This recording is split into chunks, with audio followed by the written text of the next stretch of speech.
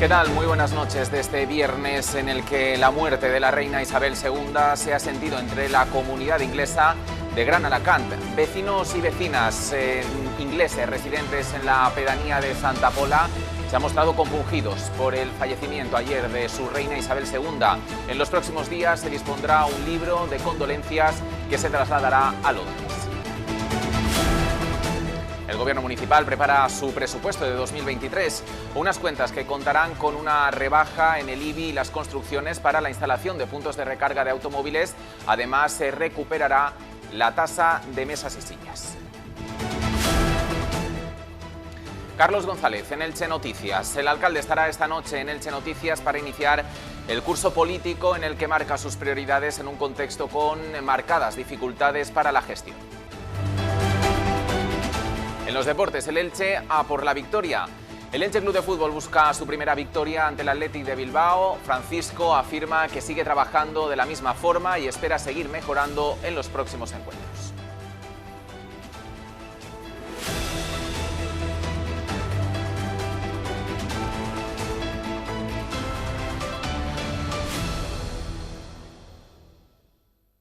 El fallecimiento ayer de la reina británica Isabel II ha tenido un notable impacto en gran parte del mundo. En nuestra zona se ha hecho notar sobre todo en la pedanía de Gran Alacant. Vecinos y vecinas de la comunidad británica de la pedanía de Santa Pola se ha mostrado consternada por el fallecimiento de su reina. En las próximas horas habilitarán un libro de condolencias en la plaza del centro comercial que después se trasladará a Londres. Los ingleses e inglesas que residen en Gran Alacant también tienen grandes expectativas con el nuevo monarca, aunque no tanto con la consorte. Más de 1.300 británicos viven en la Costa Blanca. Aquí en Gran Alacant vive también una de las mayores comunidades. Estas personas se han tenido que enterar por la prensa de la muerte de la reina Isabel II. Una comunidad que tendrá durante los próximos días un libro conmemorativo en el que podrán escribir sus condolencias aquí, en la plaza del centro comercial de la pedanía. Los británicos y británicas de Gran Alacant están consternados tras conocer la muerte de su reina Isabel II de Inglaterra, que moría ayer en su residencia de Balmoral a los 96 años de edad y tras un reinado de 70 años. La comunidad británica de la pedanía de Santa Pola va a habilitar un libro de condolencias en la plaza del centro comercial en los próximos días para que quien lo desee pueda escribir su mensaje de consuelo, que más tarde se enviará a Londres. Son muchos los expatriados que viven en Gran Alacant y que han querido mostrar su pesar por la noticia, así como las expectativas por el nuevo rey Carlos III de Inglaterra. Me rompe el corazón, pero era mayor e hizo un estupendo trabajo. Creo que su hijo Carlos va a hacerlo también muy bien. Respecto a Camila, creo que si los hijos la han aceptado, ¿por qué nosotros no?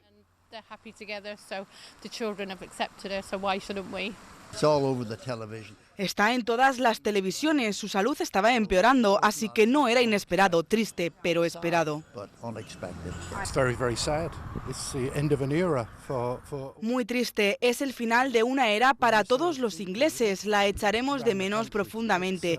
Ella llevaba el país, su monarquía ha sido la más longeva y no volverá a haber una igual. Carlos III debería saber todo lo que tiene que hacer. Él tiene 73 años, sabe lo bien que lo hizo su madre, sin comentarios sobre Camila. No comment.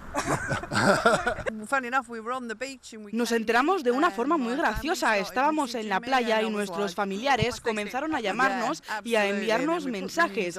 Volvimos y pusimos las noticias. Estamos muy orgullosos de ella, era icónica. Prefiero a William antes que a Carlos, tiene demasiado pasado. Debería abdicar. Las nuevas generaciones deberían ser los que gobiernen. He should decline that and move. Not a surprise, I guess. We figured.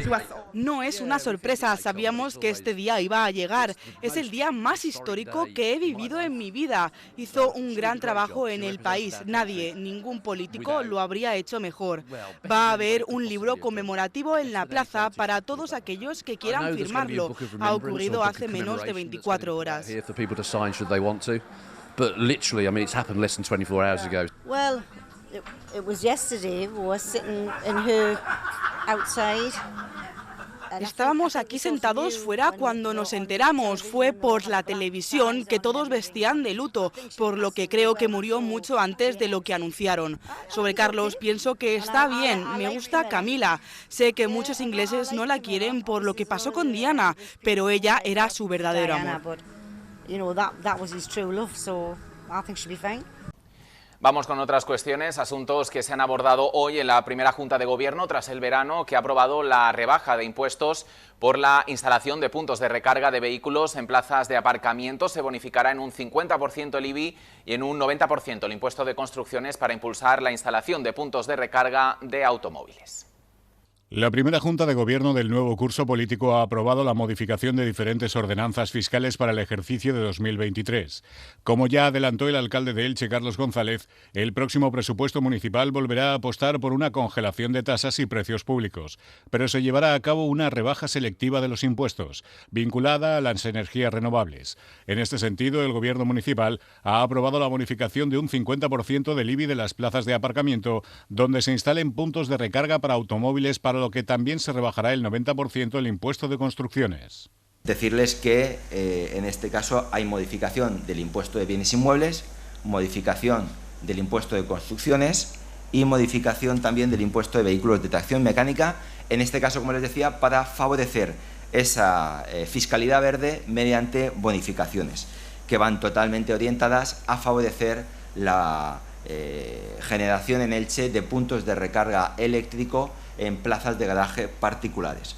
En este caso, el impuesto de bienes inmuebles va a quedar modificado de la siguiente manera. Se va a modificar al 50% a todos aquellos titulares de una plaza de aparcamiento que pongan una instalación de recarga eléctrica. Lo que se bonifica es el impuesto de bienes inmuebles de la plaza de aparcamiento, no de la vivienda. Cuestión muy importante y a tener en cuenta. El portavoz del Gobierno, Héctor Díez, también ha señalado que se suprimirá la tasa por la expedición del certificado de empadronamiento, salvo los que sean históricos que requieran de personal para su búsqueda. También se modificará la tasa de las instalaciones deportivas con diferentes tarifas para su uso por parte de clubes deportivos. Hablando de impuestos, la próxima semana se iniciará el pago de las ayudas al IBI, que en este año cuentan con una dotación de 1,6 millones de euros. En los próximos días se abonarán los primeros 100.000 euros para 603 solicitantes del total de 10.700 que han reclamado esta ayuda. La próxima semana se comenzarán a pagar las ayudas al pago del impuesto de bienes inmuebles, que ascienden a 1,6 millones de euros. La concejala de Gestión Financiera y Tributaria, Patricia Macia, firmará en los próximos días el primer paquete de estas ayudas, que favorecerán a las primeras 603 solicitudes con un total de 100.000 euros. El objetivo del Gobierno municipal es pagar hasta el mes de septiembre las 10.700 peticiones. El portavoz del Gobierno, Héctor Díez, ha recordado que en estos 4 años de legislatura se han aprobado 5,1 millones de euros para que las familias puedan hacer frente al pago del impuesto de bienes inmuebles. Díez ha insistido en que progresivamente se ha ido incrementando la partida hasta los 1,6 millones de euros que se han habilitado en el ejercicio de 2022. En el IBI unas altas y atrasos equivalentes a la de 2022. No esperamos grandes cambios en el IBI, puesto que lo vamos a congelar, aplicamos algunas bonificaciones, se van a mantener las ayudas del IBI y no se espera también ningún desarrollo urbanístico que permita grandes nuevos recibos en este ayuntamiento de momento. Se están confeccionando ahora los presupuestos para el próximo año. Habrá pocos cambios, ya que se seguirá con la congelación fiscal, aunque se recuperará la tasa por la ocupación de la vía pública que se suprimió desde 2020 con motivo de la crisis económica de la pandemia, para aliviar a las pequeñas empresas del pago por la instalación de mesas y sillas. La Junta de Gobierno ha presentado hoy las líneas fundamentales del presupuesto para 2023, un documento que se remitirá ahora al Ministerio de Hacienda y que refleja unos ingresos provisionales de 205,7 millones de euros y unos gastos de 202,2 millones de euros. El capítulo de ingresos recupera más que el próximo ejercicio la tasa de la ocupación de la vía pública por las mesas y sillas de la hostelería y la restauración, así como los mercadillos de venta no sedentaria, para paliar los efectos económicos de la pandemia. el Ayuntamiento de Elche decidió suspender este pago en la mitad del año 2020, 2021 y 2022. Una excepción que ha supuesto un ahorro para las empresas de en torno de 2,8 millones de euros que a su vez ha dejado de ingresar el Ayuntamiento, ya que considera que se dan las condiciones para que vuelva a ejecutarse el cobro de esta tasa. Se ha previsto también la recuperación de la tasa de mesas, sillas y mercadillos a 1 de enero del año 2023. Como saben, el Gobierno municipal durante todo el año 2020, durante parte del 2020, 2021 y 2022, declaró a la hostelería y a la venta no sanitaria exentos de esta tasa como medida de favorecer la reactivación económica por el contexto de la pandemia. Una vez que hemos superado esa situación y teniendo en cuenta que el Gobierno municipal refuerza su política de apoyo a la pequeña empresa mediante ayudas directas, consideramos que a 1 de enero va a ser el momento de recuperarlo. Aún así, el portavoz del Gobierno, Héctor Díez, ha señalado que seguirán abriendo convocatoria de ayudas para que las pequeñas y medianas empresas puedan hacer frente al incremento de los carburantes y la energía eléctrica. En este sentido, han vuelto a solicitar una subvención a la Diputación de Alicante de 548.000 euros para crear nuevas ayudas para las pymes y además del paquete en torno a 7 millones de euros que ya se habilitó en los últimos meses para las familias y las empresas ilicitanas. El Gobierno municipal ha aprobado solicitar una nueva subvención a la Diputación de Alicante, nuevamente de 548.815 euros, ya que es una subvención en base al tamaño poblacional, con el que pretendemos poner en marcha en los próximos meses nuevas ayudas para la pequeña empresa, para minimizar el impacto económico de la crisis energética que estamos viviendo en este momento. El Gobierno municipal también sigue avanzando en los trámites para la construcción del Palacio de Congresos. Hoy se ha aprobado sacar a exposición pública el expediente de expropiación con el objetivo de que los propietarios puedan presentar alegaciones y seguir avanzando en la puesta en marcha de esta infraestructura. La Junta de Gobierno ha sacado a exposición pública los datos de las parcelas que se van a expropiar para la construcción del Palacio de Congresos que sufragará la Diputación de Alicante. Se da un plazo de 15 días para que los propietarios de las 5 parcelas privadas puedan presentar alegaciones en el caso de que los datos que aparecen en el expediente no sean correctos. El portavoz del Gobierno, Héctor Díez, ha explicado que se trata de un trámite necesario para hacer efectiva la expropiación, que se deberá seguir negociando con sus dueños, ya que con algunos todavía no se ha alcanzado un acuerdo. El Ayuntamiento de Elche cifra la expropiación de los terrenos en torno a 4,4 millones de euros, aunque la previsión se hizo sobre la adquisición de 3 parcelas. Sin embargo, la cantidad podría aumentar ya que se han sumado 2 nuevas parcelas, aunque de menor tamaño. El Palacio de Congresos se construirá sobre un cuadrado perfecto de 6.718 metros cuadrados. Héctor Díez ha vuelto a reclamar a la Administración provincial que acelere los trámites por su parte para poder hacer efectiva la compra y la elaboración del anteproyecto. No creemos que esto vaya a ser tampoco ningún problema, puesto que entendemos también que la Diputación de Alicante va a estar en la dinámica de realizar esta actuación lo mejor posible. En crónica política, la ilicitana Marian Campello será la nueva secretaria autonómica de Innovación y Transformación Digital, un movimiento que fortalece su figura de cara a posicionarse como cabeza de lista en las próximas elecciones municipales de Compromís.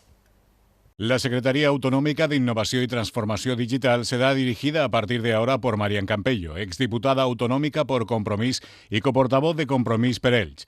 Campello sustituye al exsecretario Jordi Juan, que dejó sus funciones para volver a la empresa privada. De esta forma, la ilicitana refuerza su posición para posicionarse como candidata en Elche a las próximas elecciones municipales del partido.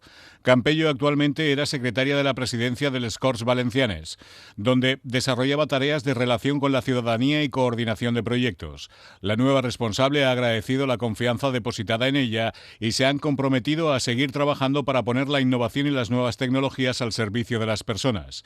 Cabe recordar que la normativa del Partido Valenciano para las elecciones electorales establece que si las agrupaciones locales no consiguen aprobar la lista planteada por la Ejecutiva o el listado consensuado no alcanza el 75% de los votos, se pasará a celebrar el proceso por el régimen especial, o un proceso que se alargará hasta febrero y en el que las listas estarán abiertas a la ciudadanía. El Partido Popular, por su parte, denuncia la mala situación en la que se encuentra el acueducto de riegos de Levante. El presidente del Partido Popular, Pablo Ruz, ha visitado la infraestructura junto a un estudiante de Historia del Arte que denunció la degradación de este acueducto centenario. Pues una vez más hablamos de patrimonio descuidado, deteriorado, porque el equipo de gobierno de PSOE y Compromís lleva 7 años sin hacer absolutamente nada en materia de conservación y de preservación patrimonial. Estamos frente al acueducto de riegos de Levante, que este año cumple 100 años, un espacio que forma parte de nuestro paisaje, un elemento que además es un elemento propio que forma parte también de nuestra identidad y que está en un estado absolutamente deplorable.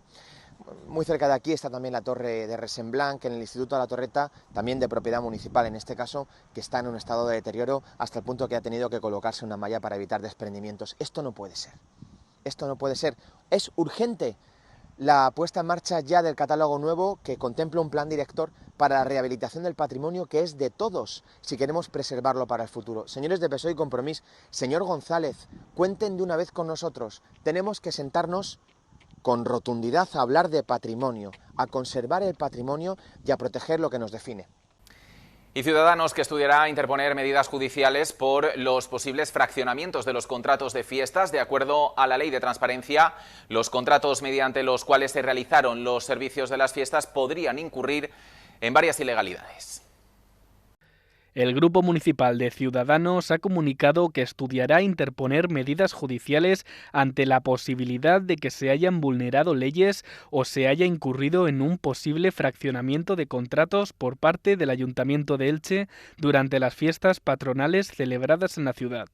Desde el partido critican la actuación de la concejala de fiestas, Mariola Galiana, al frente de los festejos al no ser capaz de tener los contratos cerrados a solo unos días de las celebraciones. Ciudadanos pide de nuevo la dimisión de la edil y acusa al alcalde, Carlos González, de ser cómplice de estas presuntas irregularidades.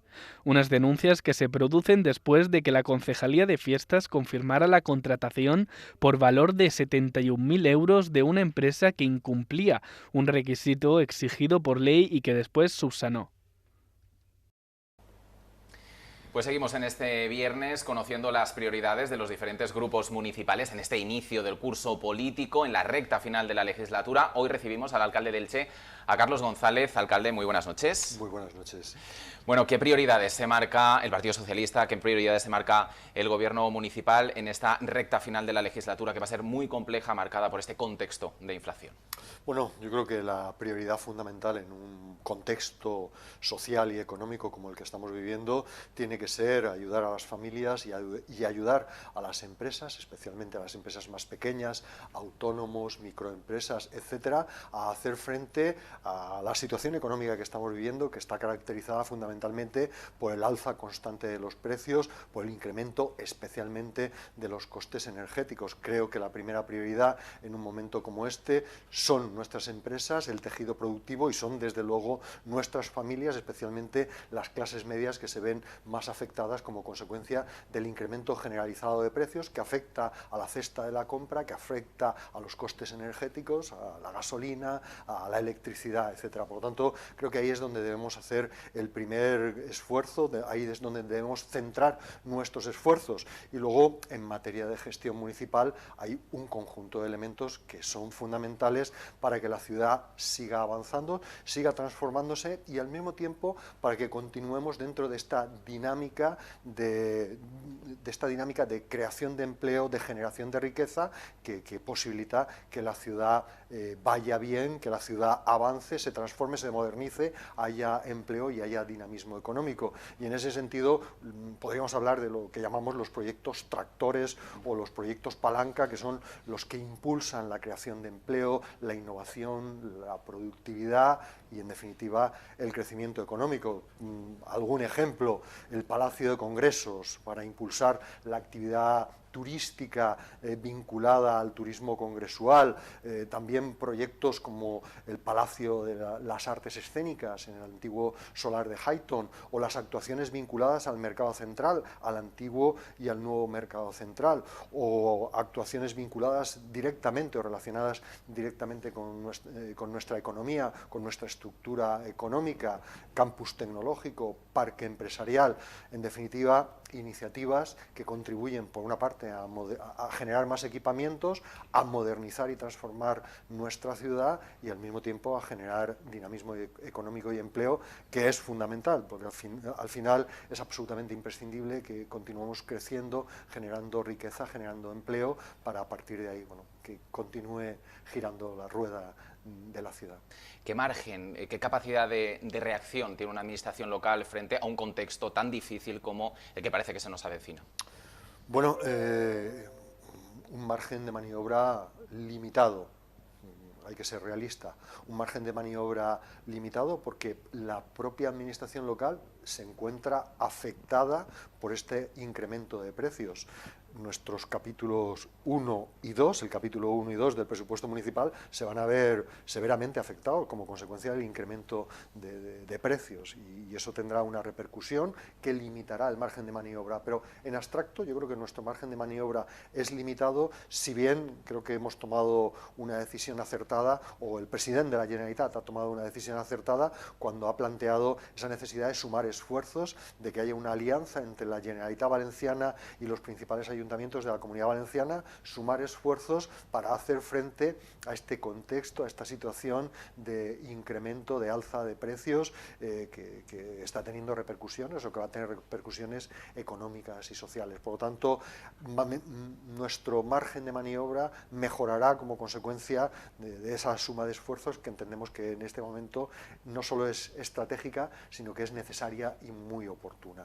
¿De qué manera se puede compaginar esa lucha contra la inflación, contra la subida de precios, que al final afecta a todo el mundo, con ese objetivo de favorecer el crecimiento económico, el crecimiento del empleo? ¿Cómo se puede compaginar? Porque al final es una crisis económica que va a afectar a todo el mundo, a las administraciones, a la empresa privada, a todo el mundo. Bueno, yo en primer lugar quiero recordar que, aunque vamos hacia una situación, hacia un otoño difícil y complejo, España va a ser el país que más crezca de la OCDE y de la Unión Europea, unas previsiones de crecimiento del 2% que al menos nos dan aliento. Es decir, menor crecimiento que en 2022, pero en definitiva crecimiento. Hay muchos países de la Unión Europea que no van a crecer un 2%. Por lo tanto, hay que ser precavido, hay que ser conscientes de que vamos a un escenario complejo, pero sin establecer un contexto dramático. Punto de partida. A partir de ahí, bueno, yo creo que hay que compaginar los dos objetivos. De una parte, tenemos que ser capaces de destinar recursos específicamente a ayudar a nuestro tejido productivo a paliar las consecuencias de esa alza de precios, y también a las familias, y al mismo tiempo tenemos que continuar impulsando los proyectos que contribuyen no solo a modernizar y a transformar la ciudad, sino que contribuyen al dinamismo de la economía, al crecimiento económico y a la creación de empleo. Afortunadamente, la situación económica del ayuntamiento es muy saneada, lo cual nos permite hacer un esfuerzo, compaginar ese esfuerzo inversor con ese otro esfuerzo para dedicar recursos a las políticas que ayudan a las familias y al tejido productivo. Y bueno, y eso también nos permite tomar una decisión que considero que también es positiva y necesaria en este momento, que es la congelación fiscal. No le pedimos más recursos a los ciudadanos, congelamos las tasas y los impuestos, hacemos un esfuerzo inversor para que la inversión tire de la demanda, genere dinamismo económico, crecimiento y empleo, y al mismo tiempo dedicamos recursos a las familias y a las empresas en forma de ayudas. Ahora mismo hay programas de ayudas, pactamos con los sindicatos y con la patronal, a los que agradezco su compromiso e implicación en eso que se ha dado en llamar el diálogo social, que creo que es útil y que es productivo. Llegamos a un acuerdo que ha posibilitado el que canalicemos prácticamente 7 millones de euros, que inyectemos 7 millones de euros en distintos programas que son unos de estímulo económico, otros de ayudas a familias y otros de ayuda a familias y empresas en relación con los costes energéticos fundamentalmente. Por lo tanto, creo que hay que compatibilizar esos tres ámbitos: el ámbito fiscal con la congelación, el ámbito de los estímulos y el ámbito de la inversión, que es al final lo que lo que tira de la economía y lo que favorece el crecimiento, insisto, de la economía y del propio empleo.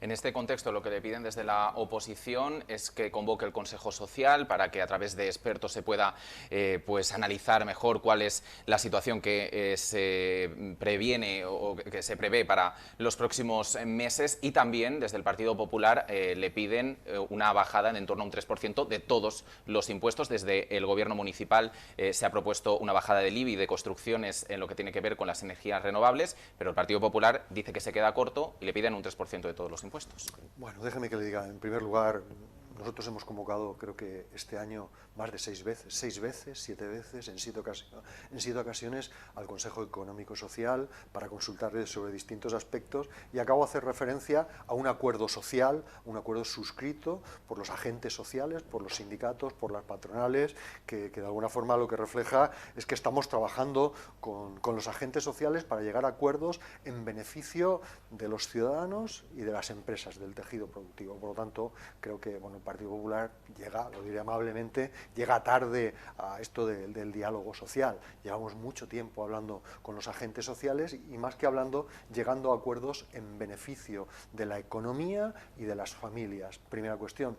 Y segunda cuestión, sobre los impuestos, yo haría una reflexión.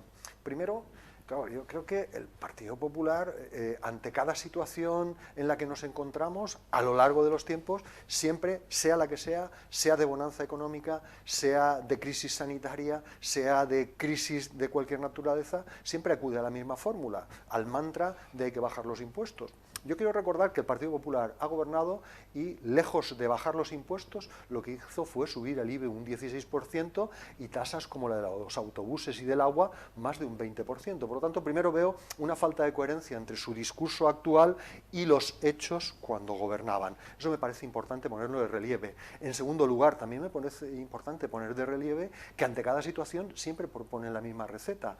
Y yo creo que esta receta, que por cierto, unas veces es del 10%, hace 3 meses pedían una rebaja del 10%, ahora piden una rebaja del 3%. Tampoco sé por qué cambia, por qué oscila tanto. Le preguntamos al portavoz del Partido Popular respecto a este cambio y nos decía que el contexto es diferente el año pasado a este año. Pues, en cualquier caso, yo creo que es la receta mágica en cada una de las ocasiones y van dando bandazos con los porcentajes. Pero yo quiero decir que es un 3% en el recibo medio del IBI. Un recibo medio del IBI es de 350 euros, el 3% pueden ser 9 euros, 8 euros. ¿Qué significa reducir 8 euros a un propietario de una vivienda en el recibo del IBI? Significa muy poco, sin embargo, desde el punto de vista de la capacidad de maniobra del ayuntamiento representa mucho, porque en su conjunto un 3% representa una bolsa muy importante de recursos que son útiles para afrontar esas políticas de estímulo y esas políticas de apoyo a las familias y a las empresas. Por lo tanto, esa bajada que no tiene una gran repercusión, porque creo que 9 euros no resuelven nada en una economía doméstica y mucho menos resuelven en una micropyme o en una pyme. Esos recursos no son nada, pero sin embargo agrupados y bien focalizados, bien dirigidos a un sector económico, a la hostelería o al sector de las micropymes, pues nos permite hacer políticas que realmente ayudan y que nos permiten, paliar la situación en la que nos encontramos. Por lo tanto, la receta que le sirve para todo al Partido Popular, pero que no aplican cuando gobierna, yo creo que tienen poca credibilidad y aparte no se sostiene. Creo que lo importante en este momento es, desde luego, la congelación fiscal, que es equilibrada, es decir, el ayuntamiento mantiene la misma capacidad de maniobra, mantenemos los mismos recursos y no pedimos más esfuerzo fiscal a los ciudadanos. Creo que es lo que toca en este momento. Hacemos bajadas selectivas de impuestos porque nos centramos en determinados supuestos en los que hay un pequeño margen de maniobra y que está en correlación con lo que está pasando con la crisis energética, etcétera. Pues hacemos bajadas selectivas respecto del impuesto de construcciones o respecto del IBI asociado a la fiscalidad verde. Creo que eso tiene cierto sentido, no detrae capacidad de maniobra municipal y sí que es un cierto estímulo. Y bueno, y creo que la política que corresponde en este momento es la política de moderación fiscal. Por lo tanto, creo que ese es nuestro criterio, es un criterio que sostenemos de una forma razonada y argumentada, y creo que es lo que le viene bien a la economía local y a las familias y a las empresas. Ya que hablábamos de la oposición, ¿cómo va a ser el trabajo con la oposición en esta recta final de la legislatura? Desde el Partido Popular les han tendido la mano para trabajar en conjunto, en este cambio de tono que ha tenido el Partido Popular últimamente. Le preguntábamos también ayer a Pablo Ruz sobre ese cambio de tono. Aseguraba que obedece al contexto que ha cambiado desde el inicio de la legislatura ahora, pero ¿cómo va a ser el diálogo con ellos? Bueno, yo simplemente quiero recordar que hace exactamente un año, cuando comenzó el curso político 2022, llamé a todos los grupos políticos, especialmente al mayoritario de la oposición, y le pedí moderación, diálogo y consenso para los temas importantes. ¿Qué es lo que recibimos de esa reunión o de ese propósito que nosotros hacíamos y que a su vez yo creo que ha sido la columna vertebral de este mandato en lo que al tono político se refiere por parte del Gobierno? Moderación, diálogo, acuerdos y consensos. Yo creo que lo que hemos recibido durante la pandemia ha sido crispación, lo que hemos recibido después de la pandemia ha sido crispación, y bueno, y si ahora van a cambiar el tono político, pues yo creo que está muy bien. Les felicito porque de alguna forma se están enmendando. Cuando uno dice que ahora lo que toca es moderación, después de que la receta haya sido crispación y enfrentamiento sistemático, haya sido tribunales, haya sido el generar tensión y tensión, cuando esa ha sido la línea política durante 3 años y de momento plantean que lo que corresponde es la moderación y el diálogo, yo lo agradezco por una parte, pero por otra parte mi reflexión y análisis político es que se están autoenmendando y que están reconociendo de una forma implícita, de una forma tácita, que la crispación, el enfrentamiento, los tribunales y todo esto de estos 3 años pues ha sido un error. Yo hubiera agradecido mucho que este tono que ahora anuncian para estos últimos meses de mandato, que no sé si tiene algo que ver con que hay elecciones a la vista, yo hubiera agradecido mucho que cuando estábamos en estado de alarma, cuando había una situación muy compleja en esta ciudad, con las persianas bajadas de multitud de establecimientos y cuando teníamos tasas de COVID elevadísimas, que el tono hubiera sido la mano tendida, el diálogo y la moderación, pero el tono era la crispación, el enfrentamiento y llevarnos a los tribunales. Así que bueno, bienvenida sea, aunque sea tardía. Aseguraban en la rueda de prensa del inicio de curso del Partido Socialista que va a hacer una ofensiva con el resto de administraciones, la Administración Autonómica, Administración Central, para conseguir algunos de los proyectos que no terminan de materializarse. ¿Va a ser esta recta final de la legislatura cuando se encaucen algunos de esos proyectos? Bueno, en primer lugar, yo tengo que decir que una línea de trabajo a lo largo de este mandato complejo y un poco convulso, con todas estas cosas que no estaban en el guión, la pandemia, los fenómenos meteorológicos adversos y ahora la guerra, el tono de trabajo ha sido el ser reivindicativo con los intereses generales de la ciudad, con los proyectos que se incardinan en eso que llamamos los intereses generales de la ciudad y las grandes necesidades. Y tenemos que en esta recta final del mandato no solo mantener ese tono de reivindicación, ese tono que significa pedir lo que Elche necesita como tercera ciudad de la Comunidad Valenciana y 19ª del Estado español, tiene que ser que intentar que esos proyectos se concreten. Y yo pongo dos cosas sobre la mesa o 2 ejemplos sobre la mesa. Hay más, habría bastantes más, pero creo que es fundamental concretar y dejar atada y bien atada la finalización de la Ronda Sur. Creo que es fundamental que el compromiso que adquirió el presidente de la Generalitat hace solo unas semanas en nuestra ciudad de compensar, de firmar un protocolo de compensación por el esfuerzo de la ciudad en la adquisición de los terrenos de la universidad, se concrete, se firme y además, si puede ser, que se firme en este mismo mes de septiembre para que las cosas queden bien claras cuanto antes.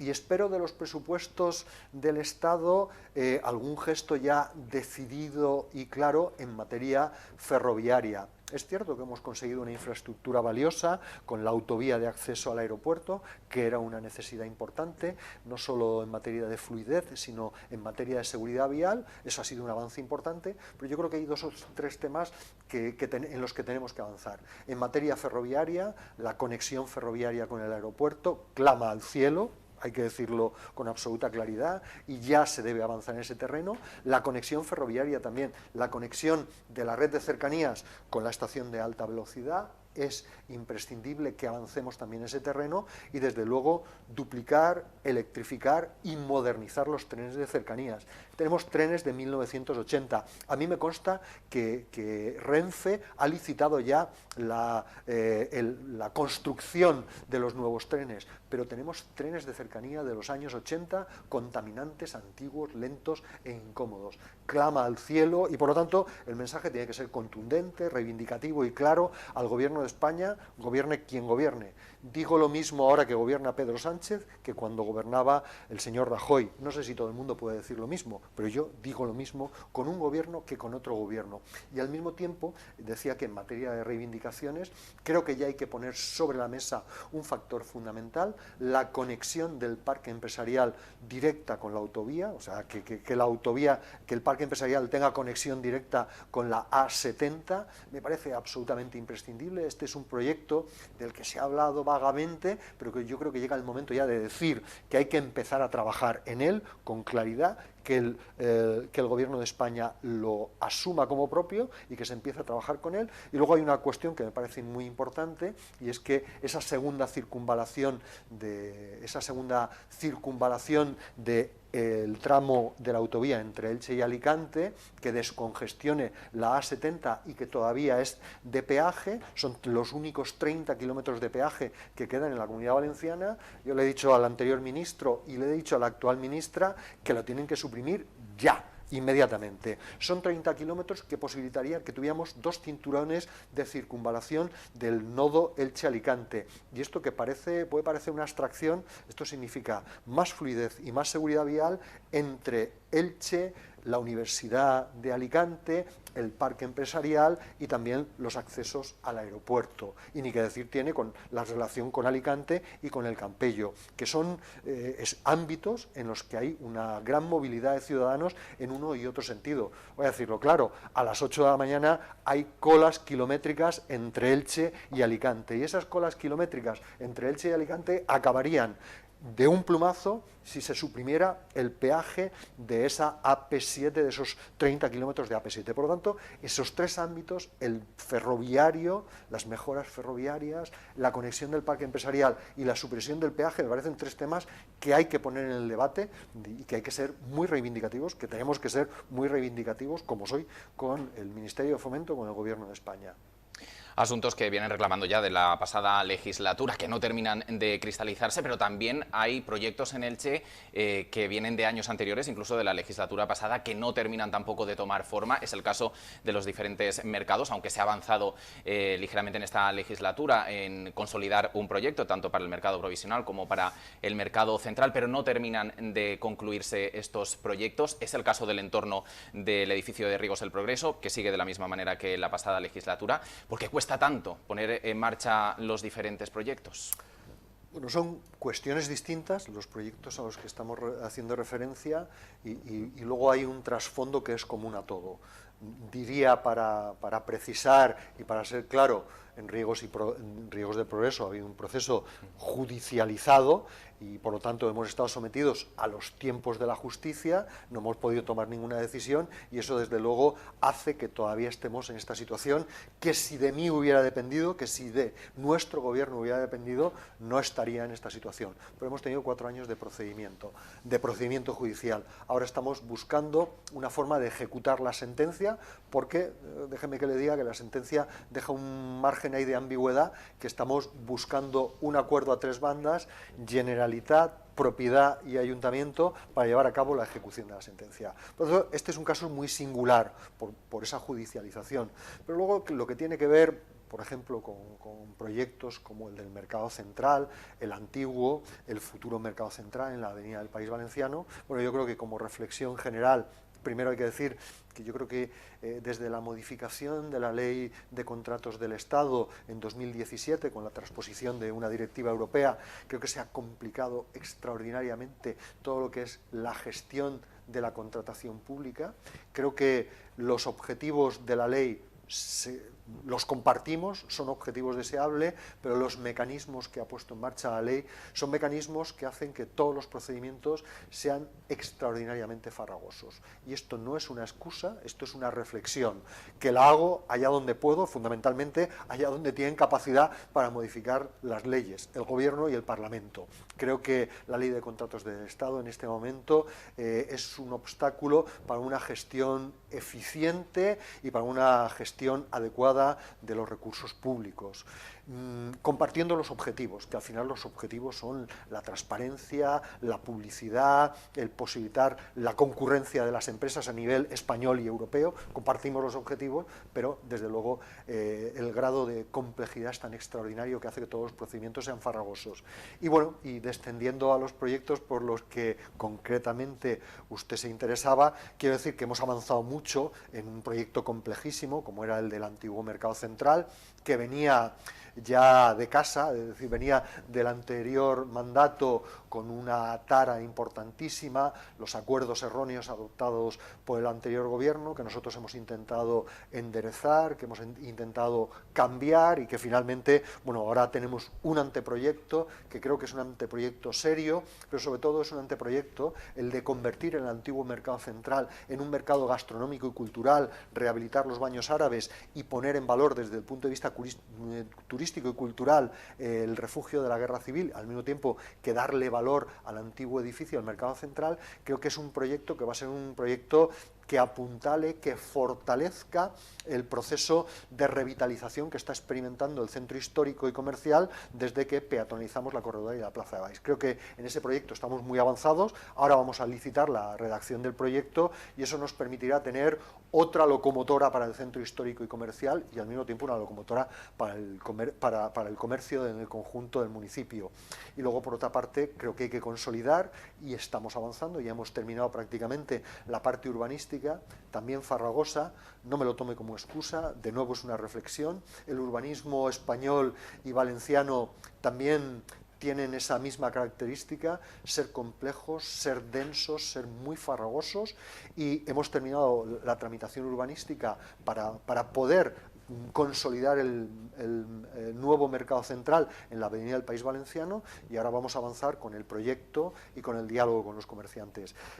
Son también proyectos complejos, hay que reconocerlo, al margen de las cuestiones que tienen que ver con la legislación a las que hacía referencia, son proyectos complejos en los que convergen intereses contrapuestos, en los que también hay situaciones políticas heredadas difíciles, pero creo que hemos avanzado mucho y creo que estamos en la antesala de que se vean cosas importantes, como ya ha pasado en el centro histórico, con la corredora, con la Plaza de Baix y con tantos otros proyectos que hemos puesto en marcha en este mandato. Yo sé que no quiere hablar de elecciones, lo dijo en la rueda de prensa del equipo de gobierno, que está pensando en el trabajo que tiene ahora en estos 8 meses, pero le quiero preguntar sobre las elecciones municipales. ¿Terminará la próxima semana siendo candidato del Partido Socialista? No es que no quiera hablar de elecciones siempre es importante y necesario, pero sí que he dicho, y si usted me lo permite lo reiteraré hoy aquí ante los espectadores, siempre he dicho que vivimos un momento en el que la prioridad de cualquier gobernante en este momento tiene que ser hacer frente a los retos que tiene la sociedad, en este caso concreto a los retos que tiene la sociedad ilicitana, las familias y las empresas. Por lo tanto, los retos son afrontar la crisis y afrontar los proyectos que pueden contribuir a sacar adelante a la ciudad y a los ilicitanos y ilicitanas de esta situación. Creo que es una frivolidad ahora estar obsesionado con las elecciones o estar en una campaña electoral permanente como están enfrascados otros. Para mí la prioridad, insisto, es la ciudad, los problemas y las necesidades de la ciudad, y sí que es cierto que al mismo tiempo hay procesos orgánicos, en este caso hay un proceso orgánico que tiene que acabar con la designación del candidato del Partido Socialista Obrero Español en nuestra ciudad, como se está haciendo en el conjunto del Estado español. Mire, yo tengo que decirle lo que he dicho en alguna ocasión. Me encuentro, en primer lugar, mi partido sabe que estoy en disposición de ser candidato, que tengo disponibilidad personal para ello y que me encuentro con fuerza, con ilusión, con experiencia y creo que con el apoyo social suficiente para conseguir una mayoría para el Partido Socialista en las elecciones de mayo de 2023. Y estoy convencido de que el Partido Socialista, que ya ha fijado criterio, el Comité el Comité Federal del Partido Socialista ha sentado un criterio muy claro, ha dicho que el principal activo electoral de cara a las elecciones municipales del Partido Socialista son sus alcaldes en las grandes ciudades, como lo son también los presidentes de los gobiernos autonómicos, ha fijado ese criterio y yo creo que ese es un criterio orientador de este proceso y estoy convencido de que tanto el PSPB como el PSOE en Elche tomarán la mejor decisión para nuestra ciudad, que siempre es la mejor decisión también para el Partido Socialista. Por lo tanto, lo que me preocupa en este momento, y lo digo con absoluta sinceridad, lo que me preocupa en este momento es tener la fuerza, la determinación y las herramientas para pelear, para luchar con determinación contra esta situación compleja que vivimos y en la que nos jugamos mucho todos a nivel personal. Déjeme que insista un poco más. Está habiendo negociaciones ahora mismo entre el Partido Socialista y Carlos González. Bueno, esta no es una cuestión sobre la que yo piense que tenga que haber negociaciones. Esta es una decisión en la que el partido, su comité federal, por boca de su propio secretario general y presidente del gobierno, Pedro Sánchez, ha dicho con claridad por dónde tienen que ir las cosas. Y creo que es un criterio muy razonable. En cualquier caso, yo soy el menos indicado para hablar de las circunstancias que a mí me afectan. Yo simplemente manifiesto mi disponibilidad y mis ganas de trabajar por Elche, mi pasión por la ciudad, las ganas de hacer todo lo posible por afrontar este reto ante el que nos encontramos y los retos ante los que nos encontraremos en el futuro mandato. Carlos González, le agradecemos que haya estado esta noche con nosotros. Muchísimas gracias a ustedes. Pues vamos ahora ya con la información del deporte.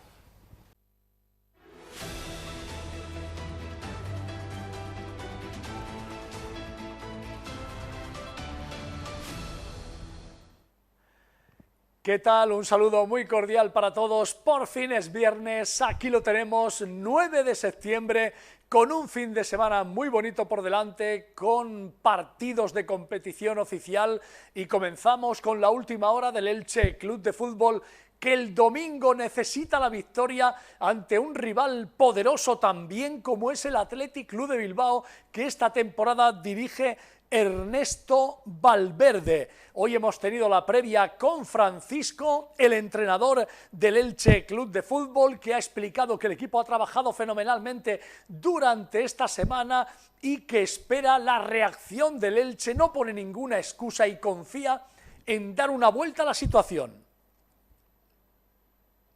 La verdad es que Francisco también ha sufrido como los jugadores en estos primeros 4 partidos de Liga, solamente un punto de 12 posibles en las 4 primeras jornadas. Es cierto que 3 rivales compiten en Europa, los 3 jugaron ayer y ganaron sus partidos, pero no pone paños calientes Francisco, que ha comentado que todo el mundo se ha ejercitado en la última sesión preparatoria, que Edgar Badía, a pesar de sus molestias en la espalda, podrá jugar, podrá defender la portería del Elche. Gonzalo Verdú, el gran capitán, aunque aún no está para volver al equipo titular, sí que ya se ejercita desde hace varios días con el grupo y recupera esta semana también el técnico al capitán Fidel Chávez, esa zurda a la que tanto se ha echado de menos, y también ha superado sus molestias el lateral diestro Paul Lirola. Le decíamos a Francisco si teme este partido y qué le ha comentado el propietario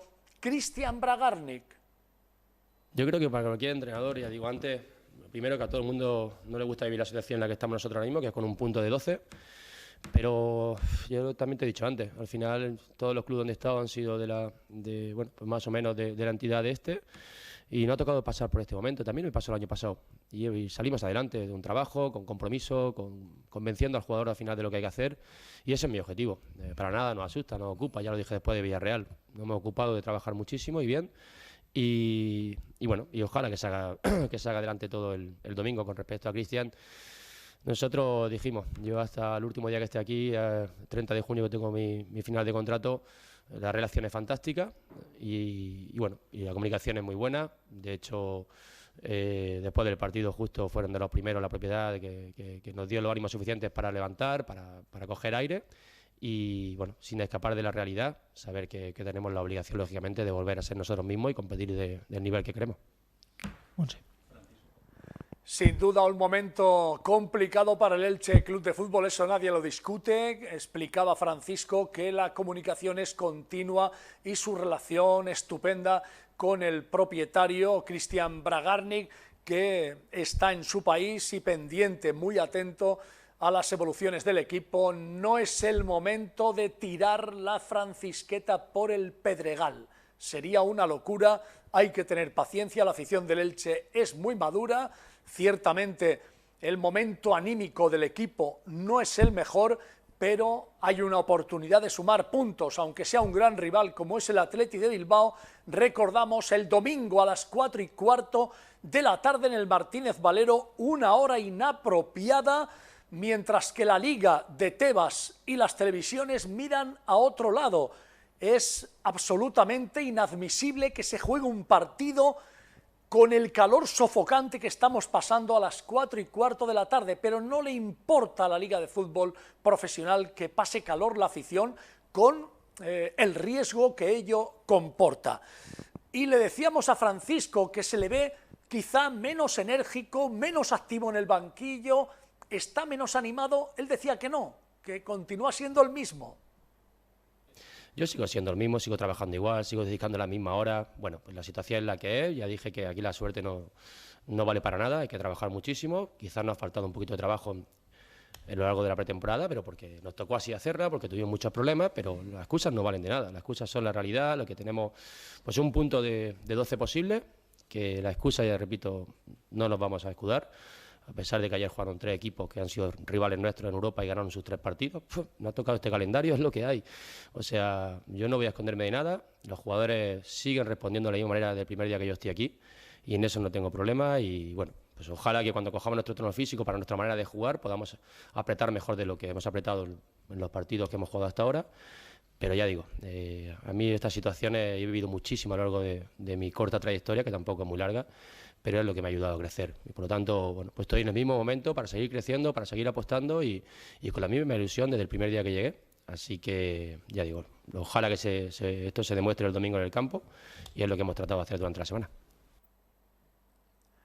Y este fin de semana comienza la Liga para algunos equipos ilicitanos. Vuelven a la competición oficial, por ejemplo, en tercera división, el filial del Elche, el ilicitano de Alberto Gallego y Nino, juega su primer encuentro de la competición el domingo a las 12 en el 10 Iborra frente a otro filial, el Villarreal C. Por su parte, en Primera Nacional Femenina, el Elche de Pepe Contreras se estrena en Alicante el domingo a las 11 de la mañana en el campo Divina Pastora frente al Spa, buscando el ascenso las ilicitanas a la categoría superior. E igualmente se inicia la Liga en Primera División, en la máxima categoría del fútbol sala femenino nacional.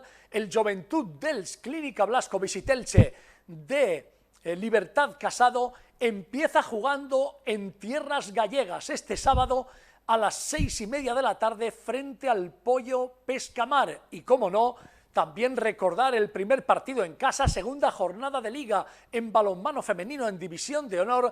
Este sábado a las 6 de la tarde en el pabellón Esperanza Lag, el Club Balonmano Elche Athletic Go de Joaquín Rocamora recibe al Atlético Guardés, un bonito partido. Sí, sin duda, la verdad que para nosotros es uno de los partidos más bonitos de la temporada. En el último lustro muchos de los encuentros ha terminado con +-1 y en esta situación, bueno, llegamos después de una derrota dolorosa que tampoco esperábamos, así que con muchas ganas de afrontar el sábado, muchas ganas de debutar ante los nuestros. Esperemos que nuestra nueva casa, que es más grande, venga más gente y sea más numerosa la familia del Club Balonmano Elche y bueno, pues trabajando y con ganas de que llegue ya el encuentro. Sí. ¿Qué hay que mejorar para no ser tan vulnerables como en Valladolid?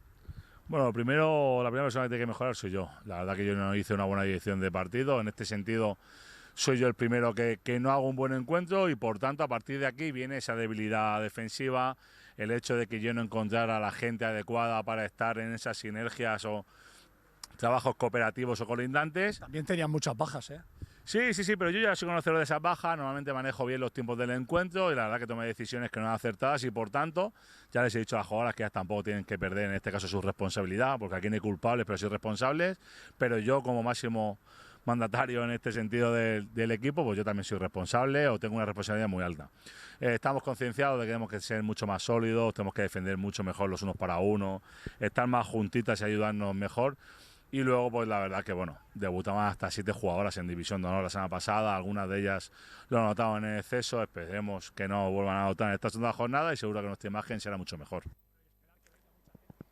Y para terminar, en baloncesto, el Club Baloncesto Ilicitano jugará el trofeo Festa d'Elx frente al Valencia Basket el domingo a las 12 en el pabellón Esperanza Lag. Hay que recordar que el Club Baloncesto Ilicitano continuará esta temporada militando en la Liga EVA, que es la 4ª máxima categoría en el baloncesto masculino español. Así cerramos este tiempo de deportes. Gracias por estar en Elche 7 Televisión. Buenas noches y feliz fin de semana.